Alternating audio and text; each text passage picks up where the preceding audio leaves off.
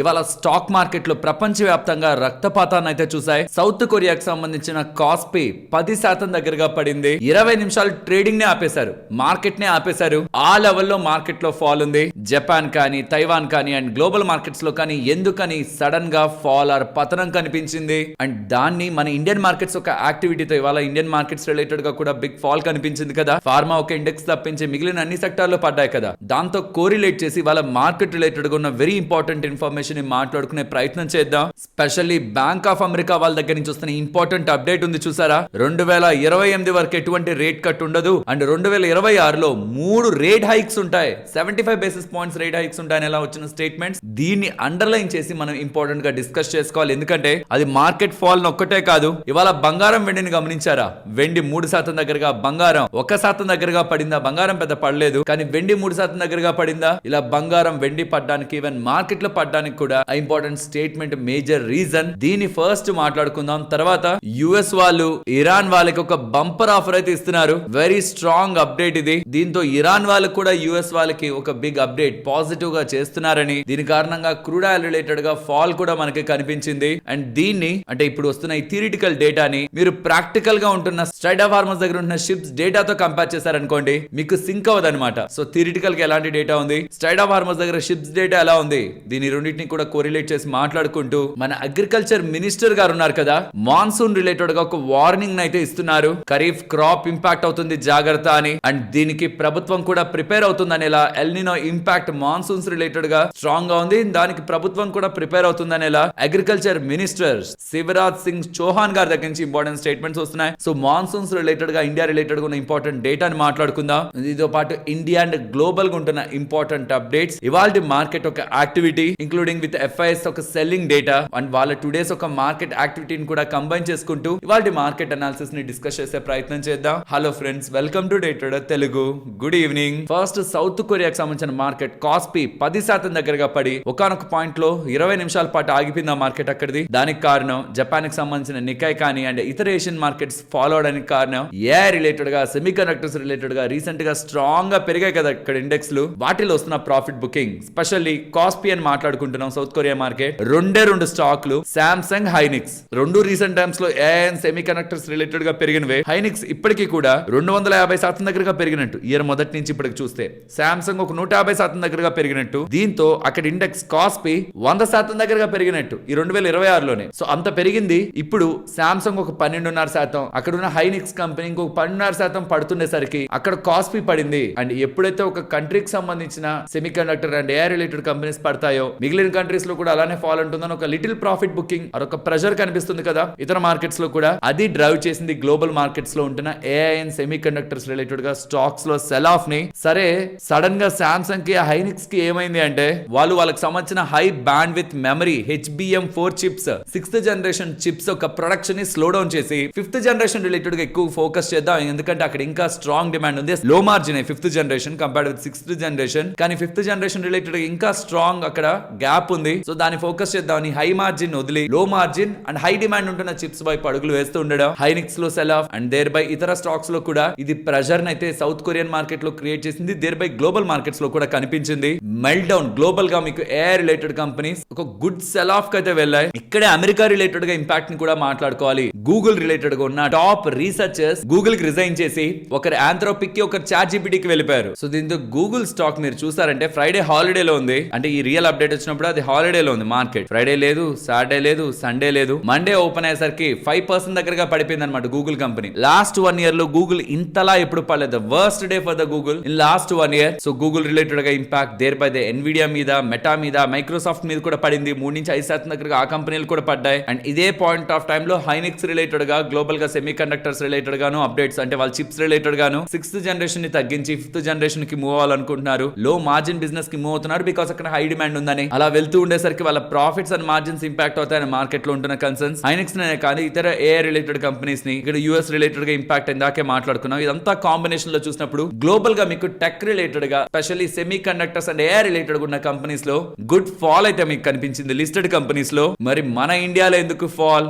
మన ఇండియాకి ప్రాబ్లం ఏంటి? AI రిలేటెడ్ గా ఏమైనా పెరిగిందా మన కంట్రీ? అంటే ఇండెక్స్ లో ఏమైనా AI రిలేటెడ్ గా పెరిగాయా? గ్లోబల్ గా AI కంపెనీలు పెరుగుతున్నప్పుడేమో ఇండియన్ మార్కెట్ లో పడతాయి బికాస్ ఇండియన్ మార్కెట్ లో AI రిలేటెడ్ బిజినెస్ లేదని. లేదని, డబ్బులన్నీ ఏఐ కంపెనీలకు వెళ్తున్నాయి కాబట్టి ఇండియన్ మార్కెట్ లో పడుతున్నాయని మనం మాట్లాడుకుంటాం. ఇప్పుడు ఏఐ కంపెనీలు పడుతుంటే ఇండియన్ మార్కెట్ లో పెరగాలి కదా, దీనికని డబ్బులు అటు వెళ్ళినప్పుడు అక్కడి నుంచి డబ్బులు ఇటు రావాలి కదా అని మనం ఎక్స్పెక్ట్ చేస్తాం. కానీ గ్లోబల్ గా అవి పడుతున్నాయి కరెక్టే. ఇంకొక ఇంపార్టెంట్ అప్డేట్ కూడా మార్కెట్ ని కన్సర్న్ కి గురి చేస్తుంది. బట్ దానికి ముందు ఎవరైనా గ్లోబల్ మార్కెట్స్ ని ఇండియన్ మార్కెట్స్ తో కంపేర్ చేద్దాం అనుకుంటే ఈ రోజు కాస్పీ 10% పడింది. షాంఘై, నికాయ్ వాళ్ళ మార్కెట్ మన ఇండియన్ మార్కెట్ కంటే బాగానే పడ్డాయి. కానీ మీరు ఈ 2026 నుంచి ఇప్పటి వరకు చూస్తే అవి ఇండియన్ మార్కెట్ ని స్ట్రాంగ్ గా అవుట్ బీట్ చేస్తాయి, స్ట్రాంగ్ గా అవుట్ పర్ఫార్మ్ చేస్తాయి. అవి పెరిగింది semi conductor air related reasons తోనే. కాబట్టి ఆ కంపెనీలో భారీ సెల్ ఆఫ్ రావడం కారణంగా ఇవాళ భారీగా మెల్ట్ డౌన్ అయినట్లు కనిపించిన ఈ ఇయర్ స్టార్టింగ్ లో పెట్టుబడి పెట్టిన వాళ్ళు, అక్కడ పెట్టుబడి పెట్టిన వాళ్ళు ఇండియన్ మార్కెట్ కంటే కూడా వే అహెడ్ ఉంటారు. సో కాబట్టి అక్కడ మార్కెట్ లో కంపేర్ చేస్తే ఇండియన్ మార్కెట్ లో బెటర్ గానే ఉన్నాయని చెప్పి పాజిటివ్ అఫర్మేషన్స్ తీసుకోవడం కూడా అంత బెటర్ థింగ్ కాదు. కానీ థ్రెట్ కూడా ఆ మార్కెట్ లకు అలానే ఉంది.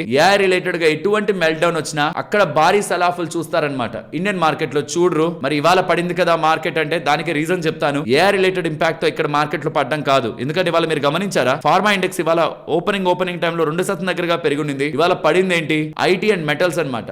దీనికి కారణం ఏంటంటే మెటల్స్ ఎందుకు పడతాయి యూజువల్ గా, ఐటీ కంపెనీలు ఎందుకు పడతాయి యూజువల్ గా, రేట్ హైక్స్ ఒక ఫియర్స్. ఈ మధ్య కాలంలో నేను మీకు రిపీటెడ్ గా చెప్తున్నాను, బిగ్గెస్ట్ కన్సర్న్స్ మార్కెట్ రిలేటెడ్ గా ఏదైనా ఉంది అంటే రేట్ హైక్ ఒక ఫియర్. రీసెంట్ గా ఫెడ్ వాళ్ళు రేట్ హైక్ చేస్తారా, రేట్ కట్ చేస్తారా, ఈ డేటా ఏం మేము చెప్పాం. గతంలో చెప్పేవాళ్ళు, ఫెడ్ చైర్మన్ చెప్పేవాళ్ళు. ఇప్పుడు నేను చెప్పమనేసరికి మార్కెట్ కూడా అటు భయపడలేదు, అటు పాజిటివ్ గా కూడా తీసుకోలేదు. అంటే చాలా మంచి విషయం కదా అని కూడా తీసుకోలేదు. కానీ బ్యాంక్ ఆఫ్ అమెరికా వాళ్ళు, వెల్ నౌన్ ఇన్వెస్ట్మెంట్ బ్యాంక్, వీళ్ళు ఒక ఇంపార్టెంట్ స్టేట్మెంట్ చేస్తున్నారు. ఫెడ్ వాళ్ళు ఈ ఇయర్ లో 3 సార్లు వడ్డీ రేట్లు పెంచుతారంటున్నారు. మార్కెట్ యాక్చువల్ గా 1 లేదా మ్యాక్స్ 2కి ప్రిపేర్డ్ గా ఉంది. నెక్స్ట్ సెప్టెంబర్ ఆర్ అక్టోబర్ లో జరిగే మీటింగ్ లో ఖచ్చితంగా ఒక రేట్ హైక్ ఉంటుంది, డిసెంబర్ లో ఒక రేట్ హైక్ ఉంటుందని మార్కెట్ ప్రిపేర్డ్ గా ఉంది. 3 రేట్ హైక్స్ అంటే నెక్స్ట్ 4 మీటింగ్స్ ఉన్నాయి. అంటే 4లో 3 సార్లు వడ్డీ రేట్లు పెంచడం అనేది మాత్రం మార్కెట్ ప్రిపేర్డ్ గా లేదు. సో ఈ ఇయర్ 3 సార్లు వడ్డీ రేట్లు పెంచుతారని, అండ్ మోస్ట్ ఇంపార్టెంట్ 2028 వరకు రేట్ కట్ అనేది ఉండదు అంటున్నారు. అంటే ఈ 2026లో ఏదైతే 3 రేట్ హైక్స్ జరుగుతాయో, 75 బేసిస్ పాయింట్స్ ఏదైతే పెరుగుతుందో వడ్డీ రేటు, అది 2027లో అలానే ఉంటూ 2028లో కూడా అలానే ఉంటుంది.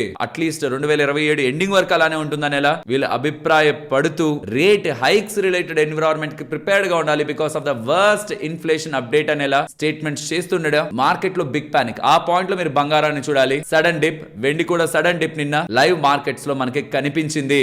అదే మనకి గ్లోబల్ ఈక్విటీ మార్కెట్స్ రిలేటెడ్ గా కూడా ప్రెషర్ ని పెట్టింది.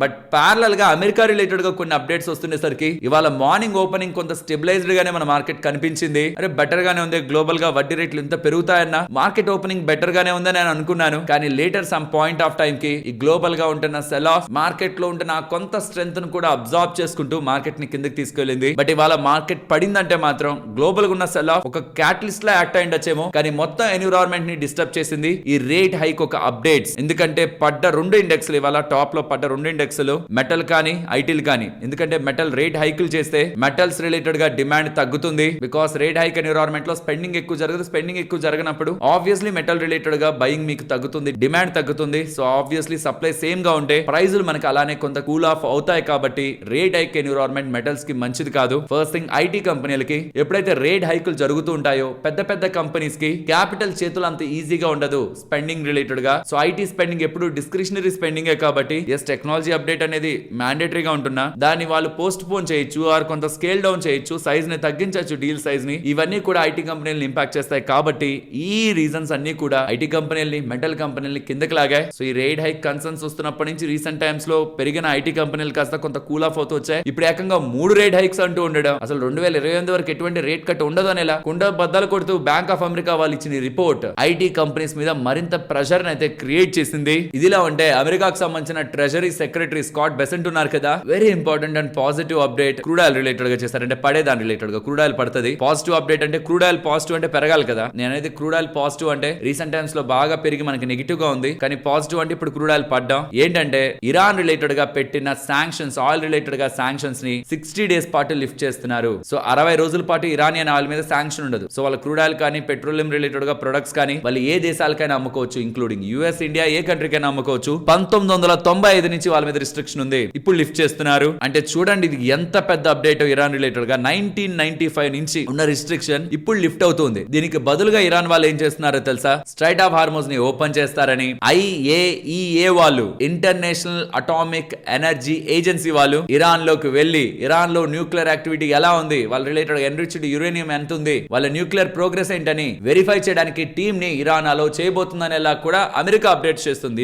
ఇరాన్ కన్ఫర్మ్ చేయలేదు కానీ మేము ఈ బోనస్ ఇస్తున్నాం, వాళ్ళు మాకు అది అలో చేస్తారనేలా స్టేట్మెంట్స్ మనకి యుఎస్ దగ్గర నుంచి కనిపిస్తున్నాయి. కానీ ఇరాన్ కి సంబంధించిన పార్లమెంట్ స్పీకర్ ఒక ఇంపార్టెంట్ స్టేట్మెంట్ చేశారు. ఎటువంటి పరిస్థితిలోనూ యుద్ధానికి ముందున్న కండిషన్ లోకి స్ట్రైట్ ఆఫ్ హార్మోజ్ వెళ్ళదు. ఇక ఓపెన్ గా చెప్పేస్తున్నారు, ఫ్రీగా వెళ్ళిపోతాయి షిప్స్ అనుకుంటున్నారేమో, యుద్ధం అయిపోయింది అంతకు ముందున్నట్టు ఉంటుంది స్ట్రైట్ ఆఫ్ హార్మోజ్ అనుకుంటున్నారేమో, జరగదు. మొత్తానికి రూల్స్ పెట్టి దాన్ని గవర్న్ చేసేది ఇరానే. అక్కడ కాల్ సెంటర్ కూడా పెడుతున్నారట. అంటే ఏదైనా ఇష్యూస్ అయ్యి ఏదైనా స్ట్రైట్ ఆఫ్ హార్మోజ్ క్లోజ్ చేయాలా ఓపెన్ చేయాలంటే వెంటనే కాల్ చేసి మేము చెప్పామంటే అక్కడ ఓపెన్ అవడం క్లోజ్ అవడం క్విక్ గా జరిగిపోతుంది. ఏదో బోట్ వెల్లో లేకపోతే ఏదైనా ఒక వాకీ టాకీస్ లో లేకపోతే ఏదైనా శాటిలైట్ కమ్యూనికేషన్స్ లోనో కాకుండా హాట్ లైన్ ని పెడుతున్నాం, ఇష్యూస్ ని త్వరగా రిజాల్వ్ చేసుకుందాం, కానీ అది మా కంట్రోల్లోనే ఉంటుంది, 60 రోజుల పాటు మేము వదులుతున్నాం, దాని తర్వాత ఏం జరుగుతుంది అనేది అమెరికా వాళ్ళ మీద ఆధారపడి ఉంటుందనేలా ఇరాన్ వాళ్ళ స్టేట్మెంట్స్ కనిపిస్తున్నాయి. బట్ ప్రాక్టికలీ అక్కడ డేటా కొంత వీక్ గానే ఉంది. 12 షిప్లే పాస్ అయ్యాయి అనమాట, which is normal activity. Recent normal activity 60 తో కంపేర్ చేస్తే 28% ఉంది. సో ఇది లాస్ట్ 24 అవర్స్ యాక్టివిటీ. గతంలో 50 పైన ఉండేది, నిన్న మనం చూసినప్పుడు 30 దగ్గరగా ఉన్నట్టుంది, ఇప్పుడు 12 స్లోగా డిక్లైన్ అవుతుంది. మరి చూడాలి నెక్స్ట్ 24 అవర్స్ లో ఏదైనా అప్డేట్ అవుతుందా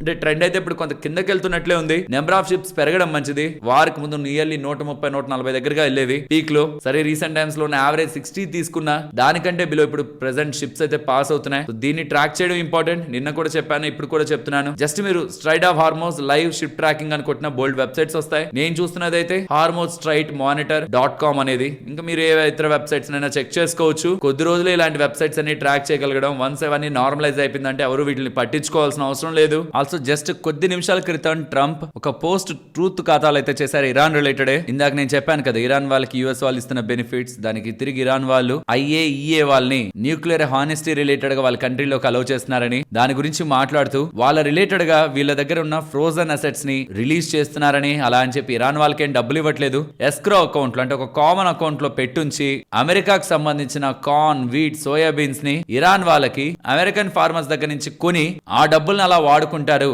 సో ఇరాన్ కి కావాల్సిన అగ్రికల్చర్ ప్రొడక్ట్స్ వచ్చేస్తాయి, అమెరికాకి రావాల్సిన డబ్బులు, ఫార్మర్స్ కి రావాల్సిన డబ్బులు వస్తాయి. ఇది ఇద్దరికి బెనిఫిట్. ప్రెసెంట్ అయితే స్ట్రైట్ ఆఫ్ హార్మోజ్ ఓపెన్ అయింది, బ్లాకెట్ కూడా లిఫ్ట్ అయింది, అండ్ మా మధ్యలో డిస్కషన్స్ కూడా బాగానే జరుగుతున్నాయని ఎలా ట్రంప్ పోస్ట్ అయితే చేశారు. ఇదిలో అంటే ఇవాళ మన రూపీ కొంత వీక్ అయింది, 94.2 దగ్గరగా వెళ్ళింది, కాస్త మళ్ళీ 94.7 దగ్గరకు వచ్చింది. ఇవాళ ఒక పాయింట్ లో ఇంకా 95 కి వెళ్ళిపోయింది అనుకున్నాం, $1 ఈక్వల్ టు 95 రూపీస్ కి వెళ్ళిపోయింది అనుకున్నాం, కానీ అలా పెరిగింది కాస్త 95 బిలోని ఇవాళ కొంత సెటిల్ అయింది. నెక్స్ట్ గవర్నమెంట్ వెబ్సైట్ లో వస్తున్న డేటాను ఒకసారి మీరు గమనించండి. అగ్రికల్చర్ మినిస్టర్ శివరాజ్ సింగ్ చౌహాన్ గారు చేస్తున్న స్టేట్మెంట్స్ ఇవి, ఎల్ నినో రిలేటెడ్ గా, ఇంపాక్ట్ మాన్సూన్ రిలేటెడ్ గా. ఫ్రెండ్స్ నిన్నటి వీడియో కామెంట్ సెక్షన్ లో ఒకరు పెట్టారు, మాన్సూన్స్ గురించి కూడా మనం మాట్లాడుకోవాలా, మార్కెట్ కి మాన్సూన్ కి మరి అంత లింక్ పెట్టాలా అని. మనది అగ్రి రిలేటెడ్ ఎకానమీయే, స్ట్రాంగ్ డిపెండెన్సీ దాని రిలేటెడ్ గా ఉంటుంది. అండ్ మాన్సూన్స్ ప్రాపర్ టైమ్ లో రాకపోయినా ఆర్ రావాల్సిన దానికంటే చాలా తక్కువ పడ్డా ఇంపాక్ట్ స్ట్రాంగ్ అనే ఎకానమీ మీద పడే పరిస్థితిలోనే ప్రెసెంట్ ఇండియన్ ఎకానమీ అయితే ఉంది. ఎస్, అది కొన్ని ప్రొడక్ట్స్ ఒక సేల్స్ ని పెంచుతుందేమో, లైక్ మీకు ఏసీస్ కానీ లేకపోతే రిఫ్రిజిరేటర్స్ కానీ వీటి సేల్స్ ఏమైనా పెరుగుతాయేమో, కొన్ని బిజినెస్ లకు మంచిదేమో, కూల్ డ్రింక్లు ఏమైనా తాగుతారేమో ఎక్కువ, ఐస్ క్రీమ్లు, కూల్ డ్రింక్లు ఇవేమైనా బాగానే ఉంటాయేమో. కానీ ఓవరాల్ ఎకానమీ పరిస్థితిని మీరు చూసారంటే మాన్సూన్ వీక్ అవుతున్నప్పుడు ఇండియన్ ఎకానమీ రిలేటెడ్ గా కూడా జీడీపీ లెవెల్లో అది ఇంపాక్ట్ ని చూపిస్తుంది. అండ్ మాన్సూన్ అంటే జస్ట్ అగ్రికల్చర్ అనే కాదు, దాన్ని డిపెండ్ చేసుకొని చాలా ఉంటాయి. వాటి రేట్లు పెరిగాయంటే ఇన్ఫ్లేషన్ పెరిగి రేట్ హైక్ ఎన్విరాన్మెంట్ కూడా ఇండియాలో మనం చూడాల్సి వస్తుంది. కాబట్టి ఓవరాల్ మాన్సూన్ ప్రాపర్ గా రావడం అనేది ఇండియన్ ఎకానమీ రిలేటెడ్ గా silent positive or negative update అన్నమాట. అంటే పాజిటివ్ ఎప్పుడు బాగా మంచిగా మాన్సూన్ వచ్చినప్పుడు, నెగిటివ్ అప్పుడు మార్కెట్ రిలేటెడ్ గా అన్సర్టనిటీ ఉంటున్నప్పుడు. యూజువల్ గా ఇదేం పెద్ద ఇంపాక్ట్ ని క్రియేట్ చేయదు యూజువల్ గా, అంటే ఇది మార్కెట్ ను ఒక బిగ్ వేలో ఇంపాక్ట్ చేసే ఒక ఎలిమెంట్ కాదు, ఎందుకంటే అది అటు ఇటుగా మామూలుగా నార్మల్ కే దగ్గరగా వస్తుంటుంది కాబట్టి. కానీ సరే కొంత డీవియేట్ అవుతూ ఉంది. దీనికి అగ్రికల్చర్ మినిస్టర్ కూడా ప్రెస్ మీట్ పెట్టి ఆన్సర్ చేయాల్సిన పరిస్థితి. ఆల్మోస్ట్ 315 డిస్ట్రిక్ట్స్ దగ్గరగా ఉండాల్సిన వర్షపాతం కంటే తక్కువగా నమోదు చేసుకుంటాయని, 111 డిస్ట్రిక్ట్స్ దగ్గరగా ఇంకా వీక్ ఎన్విరాన్మెంట్ లోకి వెళ్తాయి, అవి వాళ్ళ టాప్ ప్రియారిటీలో ఉన్నాయని ఎలా చెప్తున్నారు. ప్రెసెంట్ మాన్సూన్ నార్మల్ కంటే రీసెంట్ గా 42 ఇప్పుడు 43% లోయర్ లో ఉందనేలా అగ్రికల్చర్ మినిస్టర్ స్టేట్మెంట్స్ చేస్తూ ఈసారి ఖరీఫ్ సీజన్ ఇంపాక్ట్ అవ్వబోతుందనేలా స్టేట్మెంట్స్ చేస్తున్నారు. మిడ్ ఆఫ్ ద ఆగస్ట్ లో డ్రై కండిషన్స్ నెలకొంటాయని, రబీ క్రాప్ కూడా నార్త్ ఇండియాలో రిస్క్ లోకి వెళ్తుందనేలా చెప్తూ, జూలై 15th తర్వాత అయినా థింగ్స్ నార్మలైజ్ అయితే థింగ్స్ కొంత బెటర్ అవుతాయని, ఎల్స్ ఇంకా వీక్ ఎన్విరాన్మెంట్ మాన్సూన్స్ రిలేటెడ్ గా చూడాల్సి వస్తుందనేలా అగ్రి మినిస్టర్ శివరాజ్ సింగ్ చౌహాన్ గారు అయితే చెప్తున్నారు. So monsoon related environment market దానికి ప్రిపేర్డ్ గానే ఉంది, అంటే వీక్ గానే ఉంటుందనే ప్రిపేర్డ్ గా ఉంది. బట్ జూలై 15th తర్వాత కూడా థింగ్స్ నార్మలైజ్ అవ్వకపోతుంటే మాత్రం ఒక వెరీ అన్సర్టైన్ సిచ్యువేషన్ మనం మాన్సూన్స్ రిలేటెడ్ గా, ఫార్మర్స్ ఆర్ ఫార్మింగ్ రిలేటెడ్ గా అండ్ ఎంటైర్ ఇండియన్ జీడిపి పరంగా, ఇన్ఫ్లేషన్ పరంగా కూడా మనం చూసే అవకాశం ఉంది. బట్ హోప్ఫుల్లీ అలా జరగకూడదని అందరం ఎక్స్పెక్ట్ చేద్దాం. బికాస్ ఆఫ్ ఎల్నినో ఈసారి మాన్సూన్స్ కొంత స్ట్రాంగ్ గానే హిట్ అవుతున్నట్లు కనిపిస్తుంది. అండ్ గ్లోబల్ గా ఇంకొక ఇంపార్టెంట్ అప్డేట్ మాట్లాడుకోవాలి. చాలా గ్లోబల్ కంపెనీస్ ని ఇండియన్ లీడర్స్ లీడ్ చేస్తుంటారు కదా, కానీ ఇప్పుడు క్రెడ్ యాప్ రిలేటెడ్ గా ఉంటున్న ఫౌండర్ కునాల్ షా గారు మెటా అండర్ లో ఉంటున్న వాట్సాప్ ని గ్లోబల్ స్కేల్ లో ఇప్పుడు లీడ్ చేయబోతున్నారు యాజ్ అ CEO గా. అండ్ ఆల్సో తన ప్లాట్ఫామ్ క్రెడ్ లో కూడా $900 million ఫండింగ్ మెటా తీసుకురాబోతుంది. So Indian regulators messaging apps related గా చాలా రెగ్యులేషన్స్ ని తీసుకొస్తున్నారు. ప్రాబబ్లీ దాని నుంచి కొంత స్కిప్ అవడానికి ఇండియన్ పర్సన్ కునాల్ షాని CEO గా తీసుకొస్తున్నట్లయితే అర్థమవుతుంది. అండ్ అవుట్ సైడ్ వాళ్ళ హోమ్ అండ్ ఇతర వెస్టర్న్ కంట్రీస్ మార్కెట్ కాకుండా స్ట్రాంగ్ గ్రోత్ వాళ్ళు ఇండియా నుంచి ఎక్స్పెక్ట్ చేస్తున్నారు. కాబట్టి ఫోకస్ వాట్సాప్ రిలేటెడ్ గా ఇండియా పరంగా హెవీగా ఉంటుందనే నేను CEO గా పెడుతూ ఉండడం కూడా మనకి సిగ్నల్స్ అయితే ఇస్తుంది. ఫస్ట్ ఫ్రీ చార్జ్ లో ఉన్నారు తను. ఎవరైనా వాడారా ఫ్రీ చార్జ్ యాప్? ఇప్పుడు వాడుతున్న నార్మల్ యాప్స్ అన్నిటికంటే ముందు ఎప్పుడో వచ్చింది, దాని నుంచి బయటకు వచ్చేసారు. తర్వాత ఆల్మోస్ట్ ఒక $1 million తో క్రెడ్ యాప్ స్టార్ట్ చేశారు. ఒక పాయింట్ వరకు బానే ఉంది క్రెడ్ యాప్. దాని తర్వాత అసలు ఆ కాయిన్స్ వల్ల ఉపయోగం ఏంటో తెలియదు. ఇంకేం చేయాలో తెలియక నార్మల్ గా మీరు పేమెంట్ చేసుకున్నా బ్యాంక్ ద్వారానే ఆటో పే పెట్టేసుకున్నా అదే మంచిదని ఎలా క్రెడిట్ కార్డ్ పేమెంట్స్ నుంచి క్రెడ్ నుంచి చాలా మంది పక్కకు వచ్చారు. కానీ వీళ్ళు చాలా బిజినెస్ లోకి ఎంటర్ అయ్యి రీసెంట్ టైమ్స్ లో ప్రాఫిటబుల్ గా టర్న్ అయ్యి మెటాని ఆకర్షించడం, అంటే ఫేస్బుక్ వాళ్ళని అట్రాక్ట్ చేయడం, $900 million పెట్టించేలా చేయడం, ప్లస్ వాట్సాప్ లో CEO పొజిషన్. ఇది కునాల్ షా ఒక రీసెంట్ అప్డేట్ ట్విట్టర్ లో చేస్తున్న అప్డేట్ లో మనకు అర్థమవుతుంది. అండ్ FIS నిన్న 635 కోట్ల దగ్గరగా సెల్ చేశారు కదా. ఇవాళ డేటాని మీరు గమనించారంటే సుమారుగా 18 crores దగ్గరగా బై చేస్తున్నారు. బిగ్ యాక్టివిటీ ఏం లేదు, బట్ రీసెంట్ యాక్టివిటీ 10,000 crore దగ్గరగా ఉంటుంటే ఇప్పుడు సుమారుగా 15,000 crore దగ్గరగా ఉంది. సో ఆల్మోస్ట్ ఇవాళ NSE అండ్ అదర్ ఎక్స్చేంజెస్ అంతా కలిపితే FIS పాజిటివ్ గా లిటిల్ పాజిటివ్ గా ఉన్నారు 18 crores. సో ఇది మనం న్యూట్రల్ గానే చూడొచ్చు. ఆల్సో FIS కి సంబంధించిన షార్ట్ పొజిషన్స్ మార్కెట్ లో 87% దగ్గరగా ఉన్నాయి. ఆల్సో ఇవాళ మార్నింగ్ మన ఇండియాకి సంబంధించిన PMI డేటా వచ్చింది. 3 month లోలో వచ్చింది. HSBC కి సంబంధించిన flash India composite PMI little market expectations కి బిలోనే వస్తుంది. వెరాజ్ UK కి సంబంధించి కూడా similar data. Second straight month UK కి సంబంధించిన ఎకానమీ ష్రింక్ అవుతున్నట్లే మనకి డేటా కనిపిస్తుంది. వెరాజ్ యూరోప్ కి సంబంధించి మాత్రం బెటర్ PMI డేటా రిపోర్ట్ అవుతుంది. ఇవాళ మార్కెట్స్ క్లోజ్ అయ్యాక US కి సంబంధించిన PMI డేటా వస్తుంది. PMI అంటే పర్చేసింగ్ మేనేజర్ ఇండెక్స్ అన్నమాట. ఎకానమీ రిలేటెడ్ ఉన్న బిజినెస్ డేటా అంతా తీసుకొని ఇది మ్యానుఫ్యాక్చరింగ్ రిలేటెడ్ గా రిలీజ్ చేస్తారు, సర్వీసెస్ రిలేటెడ్ గా రిలీజ్ చేస్తారు. Manufacturing related PMI data, services related PMI data. ఏ డేటా బాగుంటే ఆ సెగ్మెంట్స్ బాగుంటున్నట్టు. సర్వీసెస్ రిలేటెడ్ అంటే IT కంపెనీస్ కి మంచిగా చూస్తారు, మంచిగా PMI డేటా వస్తే. మ్యానుఫ్యాక్చరింగ్ రిలేటెడ్ గా PMI డేటా వస్తే, కోర్ సెక్టార్స్ రిలేటెడ్ గా ఉన్న ఇన్ఫర్మేషన్ తో వస్తున్న డేటా అది కూడా బాగుస్తే, మ్యానుఫ్యాక్చరింగ్ రిలేటెడ్ గా బెటర్ గా గ్రోత్ ఉందని ఎలా చూస్తారు. సో ఇది PMI రిలేటెడ్ గా. అండ్ మార్కెట్స్ పరంగా మాట్లాడాలంటే 50-day మూవింగ్ యావరేజ్ కిందకైతే ఇవాళ మార్కెట్ వచ్చింది. నెక్స్ట్ ఉన్న చివరి market zone 20-day moving average 23,650. ఒకవేళ పైకి పెరుగుతుంటే మాత్రం ఇక్కడ నుంచి రీసెంట్ టైమ్స్ లో మల్టిపుల్ టైమ్స్ 24,250 నుంచి 24,300 అక్కడికి వస్తున్న ప్రతిసారి దానికి ఈవెన్ ఒక 50-100 పాయింట్లు కిందకు వచ్చిన సారి కూడా మార్కెట్ రెసిస్టెన్స్ అయితే చూపిస్తూ వచ్చింది. కాబట్టి కిందకు వెళ్తున్నప్పుడు 23,650 20-day మూవింగ్ యావరేజ్, పైకి వస్తున్నప్పుడు ఇందాక మాట్లాడుకున్న ముఖ్యమైన లెవెల్స్ మార్కెట్ లో కనిపిస్తూ ఉంటాయి. ఫ్రెండ్స్, ఇలా మార్కెట్ లో ఉంటున్న ఇంపార్టెంట్ డేటా మొత్తాన్ని సింప్లిఫై చేస్తూ ఇలా మీ ముందుకు తీసుకురావడానికి మేము ఎఫర్ట్స్ పెట్టామని మీరు అనుకుంటూ ఉంటే మన వీడియోని ఒక్క లైక్ చేస్తూ పెడుతున్న ఎఫర్ట్స్ ని ఎంకరేజ్ చేయండి. అండ్ మార్కెట్ అప్డేట్స్ మాట్లాడుకునే ముందు టెలిగ్రామ్ లో ఇవాళ మార్నింగ్ నుంచి బ్యాన్ కంప్లీట్ అయింది కాబట్టి ఇవాళ మార్నింగ్ నుంచి అప్డేట్స్ ని షేర్ చేస్తున్నాం. ఆల్రెడీ టెలిగ్రామ్ లో ఉంటున్న వాళ్ళు అప్డేట్స్ మీకు వస్తున్నాయా రావట్లేదా, ఇంకేదైనా ఇష్యూస్ ఉన్నాయనేది వీలైతే కామెంట్ సెక్షన్ లో చెప్పండి. టెలిగ్రామ్ మీకు మన ఛానల్ యాక్సెస్ అవుతుందా లేదా అని గుర్తుంచుకోండి. చాలా ఫేక్ ఛానల్స్ ఉంటున్నాయి. మన ఛానల్లో మీకు ఒక టిక్ మార్క్ కనిపిస్తూ ఉంటుంది, దాని దగ్గర అది వెరిఫైడ్ సింబల్ అన్నమాట. దాని దగ్గరికి మీరు వెళ్ళారంటే వెరిఫైడ్ అకౌంట్ అని కూడా పడుతుంది. ఈవెన్ దీని కూడా స్కామర్స్ ఒక బ్లూ లోగో పెట్టి ఫేక్ చేసే ప్రయత్నం చేస్తున్నారు. బట్ ఇది టిక్ మార్క్. అండ్ చాలా ఫేక్ ఛానల్స్ ఉంటున్నాయి కాబట్టి వీలైనంత వరకు మన డిస్క్రిప్షన్ కామెంట్ సెక్షన్ ఉంటున్న అఫీషియల్ లింక్స్ ద్వారానే జాయిన్ అయ్యే ప్రయత్నం చేయండి. ఇవాళ అయితే మార్నింగ్ నుంచి మీకు అప్డేట్స్ పెట్టే ప్రయత్నం చేసాం. మీకు ప్రాపర్ గా రీచ్ అవుతుంటే ఓకే, లేదా ఏదైనా ఇష్యూస్ ఉంటున్నా కామెంట్ సెక్షన్ లో చెప్పారంటే దానికి సొల్యూషన్ ని ఫైండ్ అవుట్ చేద్దాం. పేస్ డిజిటెక్ వీళ్ళు టెలికాం, సోలార్ ఇండస్ట్రీస్ రిలేటెడ్ గా మ్యానుఫ్యాక్చరింగ్, ఇన్స్టాలేషన్, కమిషనింగ్ సర్వీసెస్ ని ప్రొవైడ్ చేస్తుంటారు. DC power systems, lithium batteries and monitoring systems and inverters related గా వీళ్ళు చేస్తున్న ఇంపార్టెంట్ అప్డేట్ ఏంటంటే ఎగ్జిస్టింగ్ BESS మ్యానుఫ్యాక్చరింగ్ కెపాసిటీని ఎక్స్పాండ్ చేసుకుంటారని. 2.5 gigawatt నుంచి 10 gigawatt కి విత్ 200 crore ఇన్వెస్ట్మెంట్ తో ఎక్స్పాండ్ చేసుకోబోతున్నట్టు. ప్రెసెంట్ కెపాసిటీ యూటిలైజేషన్ 80% దగ్గరగా ఉంది. నెక్స్ట్ వస్తున్న 7.5 gigawatt న్యూ కెపాసిటీ కూడా స్ట్రాంగ్ బిజినెస్ బిజినెస్ ని వీళ్ళకి యాడ్ చేస్తుందని, ఈ బిఎస్ ఎక్స్పాన్షన్ ప్రాజెక్ట్స్ అన్ని కూడా FY27 లో కమిషన్ అవుతాయనేలా పేస్ డిజిటెక్ వాళ్ళు అప్డేట్ చేస్తున్నారు. ఆల్సో వీళ్ళు 5595 crore కి సంబంధించిన related party transactions and ESOP scheme related గా అప్రూవల్ కోసం కూడా ఎక్స్చేంజెస్ కి నోటిఫికేషన్ ఆర్ ఇన్ఫర్మేషన్ అయితే ఇవ్వడం జరిగింది. సో ఎప్పుడైతే ఇలా కెపాసిటీ ఎక్స్పాన్షన్ జరుగుతుందో వీళ్ళు రెవెన్యూ గైడెన్స్ ని కూడా FY27 రిలేటెడ్ గా 3200 crores to 3400 crores అని చెప్తూ ఉండడం, FY28 కి 4000 to 4200 crore అని, బికాస్ బిఎస్ఎస్ కెపాసిటీ ఎక్స్పాన్షన్ చేస్తా అన్నారా. ఆల్రెడీ వీళ్ళ దగ్గర 11338 crore దగ్గరగా ఆర్డర్ బుక్ ఉంది. ఈ అప్డేట్స్ అన్ని చేస్తూ ఉండడమే స్టాక్ ఇవాళ ఇంత మార్కెట్ ఫాల్ లో కూడా పెరిగింది. నెక్స్ట్ ఆర్తి ఫార్మా ల్యాబ్స్ గురించి మాట్లాడుకోవాలి. వాళ్ళ ఫార్మా ఇండస్ట్రీ అంతా బానే ఉంది, బట్ అందులో ఆర్తి ఫార్మా ల్యాబ్స్ స్ట్రాంగ్ గా పెరగడానికి కారణం వీళ్ళు క్యాన్సర్ డ్రగ్ రిలేటెడ్ గా ఏపీఐ మ్యానుఫ్యాక్చర్ చేస్తూ ఉంటారు. ఇది ఇండియాకి సంబంధించిన ఓన్లీ ఫార్మా కంపెనీ,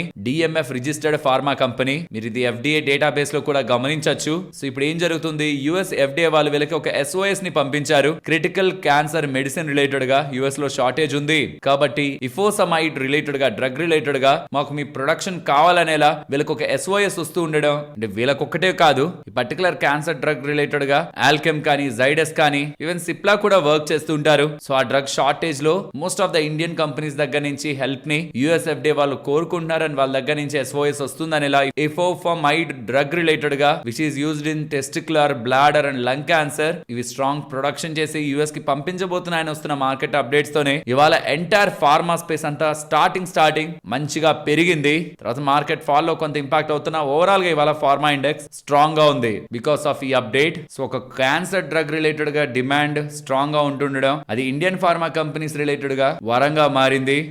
ఇప్పుడు షేర్ చేసిన డేటా మీకు వాల్యుబుల్ గానే అనిపించిందా? అనిపిస్తే మన వీడియోని తప్పకుండా లైక్ చేయండి. నెక్స్ట్ వేదాంత గురించి మాట్లాడుకోవాలి. వాళ్ళ మెటల్ కంపెనీలన్నీ పడ్డాయిలేండి, కానీ అందులో వేదాంతాన్ని మీరు గమనిస్తే సడన్ గా 8% దగ్గరగా ఎందుకు పడిందా అనేలా మీకు డౌట్స్ వస్తూ ఉంటాయి. కారణం వీళ్ళ ప్రమోటర్ కి సంబంధించిన ఎంటిటీ ట్విన్ స్టార్ అనే వాళ్ళు, ట్విన్ స్టార్ హోల్డింగ్స్ వాళ్ళు వేదాంతకు సంబంధించిన 7.3 కోట్ల షేర్లు, వాటి టోటల్ విలువ 2150 కోట్ల దగ్గరగా ఉంటుంది. ఇంత పెద్ద మొత్తానికి సంబంధించిన 7.3 కోట్ల వేదాంత షేర్లని ఇవాళ బ్లాక్ డీల్ లో 292 రూపాయల షేర్ లెక్కన మార్కెట్ లో అమ్మారు. సో మనీ రేస్ చేయడం కోసం వాళ్ళు ఈ ట్రాన్సాక్షన్ చేస్తూ ఉండడం, మండే క్లోజింగ్ ప్రైస్ తో పోలిస్తే వాళ్ళు పెట్టిన డిస్కౌంట్ 5% దగ్గరగా ఉంటున్నా దానికంటే ప్రెషర్ ఇవాళ వేదాంత రిలేటెడ్ గా కనిపించింది. నెక్స్ట్ స్టెర్లింగ్ అండ్ విల్సన్ గురించి మాట్లాడుకోవాలి. వీళ్ళకి $560 మిలియన్ విలువ చేసే order Egypt solar project related గా లభించిందని, వీళ్ళకే డైరెక్ట్ అని కాదు, వీళ్ళకి హస్సాన్ అలామ్ అనే కంపెనీలు ఇద్దరు కలిపిన జాయింట్ వెంచర్ కి ఈ $560 మిలియన్ విలువ చేసే సోలార్